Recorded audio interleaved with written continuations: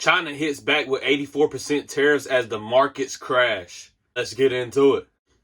We have big, important breaking news this morning. China is striking back. In just the last hour, Beijing announced it is now slapping new retaliatory tariffs on all U.S. goods by an additional 50%, bringing the total tax on U.S. goods headed there to now 84%. Just look at your screen. That is after President Trump followed through on his threat to hit China with new tariffs, adding up to a combined 104%. That set in at midnight. So as the two countries now show exactly what a trade war looks like, going punch for punch, here's a live look at how stock futures are looking, and they are down across the board. They were mixed early this morning. Now all the major indices are down. Let's continue to follow this morning. Opening bell, next hour. Investors bracing for another roller coaster ride today. Many of the markets in Asia also took a hit as the new round of Trump tariffs set in. And also this just in, we have first reaction now from the White House, which we will get to in just a moment. CNN anchor and business correspondent Zain Asher has the very latest for us, and she's joining us right now. So with this response from China, one thing in all the things that are not clear, one thing is clear, is China's taking a very different approach than basically every other nation.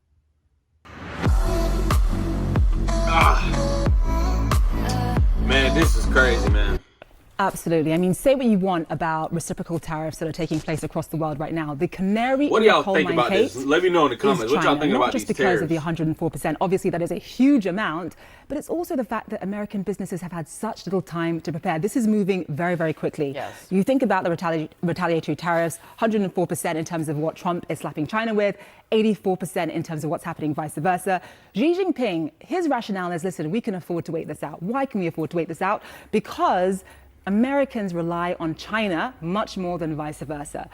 It is the American consumers that are going to suffer because America imports essentially 3 to 4 times the amounts of goods from China compared to vice versa. Also, the Chinese have other ways of protecting their economy, including, for example, boosting domestic consumption. That's one way. Also strengthening regional cooperation. That's another way. There is a fear that they're going to flood the EU with more Chinese goods. That's another factor as well. But they know that it is the American consumer that is going to suffer, and they are hoping that that will force Donald Trump to the negotiation table here. And I was talking to Mark Stewart, one of the... That is true, but also we don't depend on selling our goods to them more than they do us. They depend on selling to us more than the other way around, just like she just said. So things that he was saying is look at the timing of when China also announced this retaliation. That goes kind of a pattern that people have noted with China right before kind of U.S. markets would be opening. Right. One could lean on thinking that that is intentional in trying to see, make the hurt as much as possible, or be as volatile as possible. But that's not just the only thing we're looking at today. We've got reaction coming at some point soon from the EU as well. They're voting today on how are they likely to respond? So they're voting today. And what's interesting is that in terms of their retaliation, they are responding at this point to the steel and aluminum, or aluminum as you Americans say. I love you. Aluminum. I still need to get used to that word. Aluminum tariffs that were imposed back in March. So they're literally 2 sets of tariffs behind. They still need to respond to auto tariffs. They still need to respond on the latest 20% in terms of reciprocal tariffs. Part of the reason why the EU is so slow is that we're talking about a 27-member bloc. So, of course, they're going to take their time.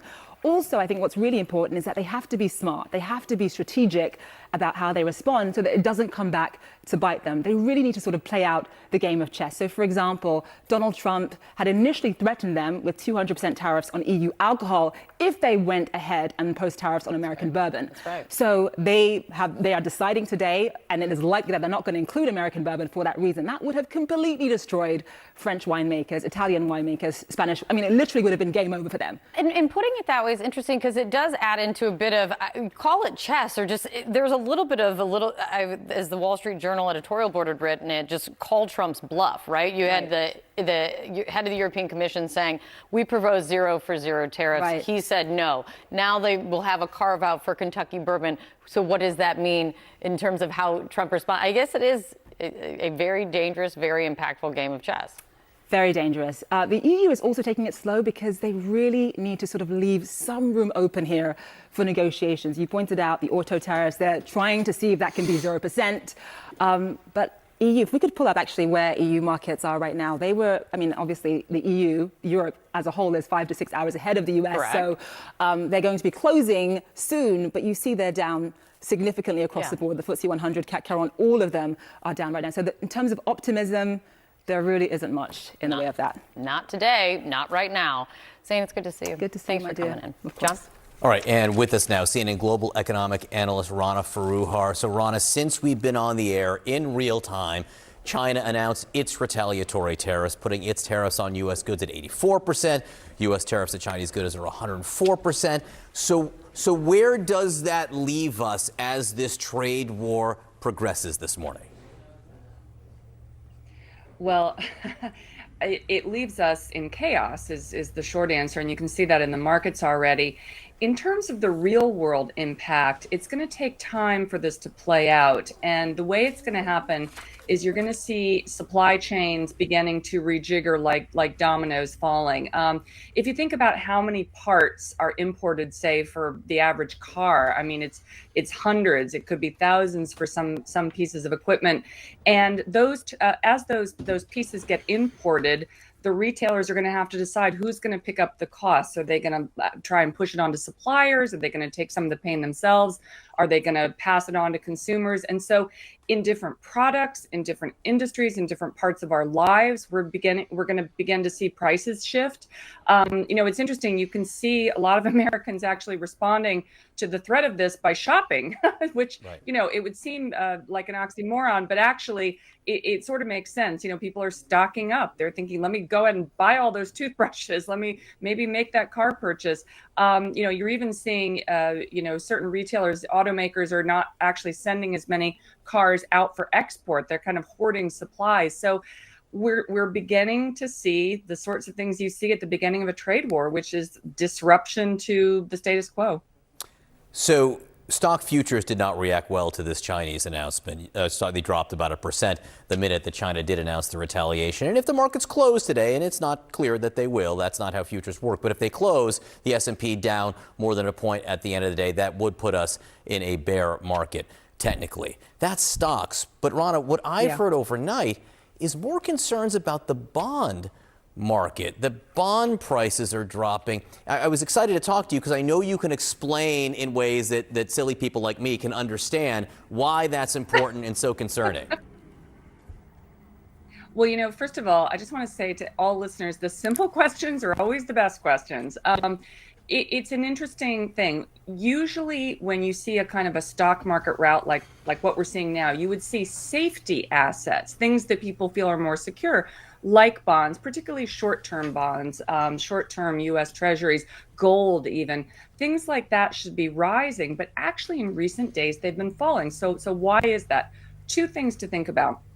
One is that a lot of players in the market, particularly big institutional players, hedge funds, the professional guys, are actually selling the good stuff, meaning, the safe bonds, the gold, in order to cover the losses that they're having in other places in their portfolio.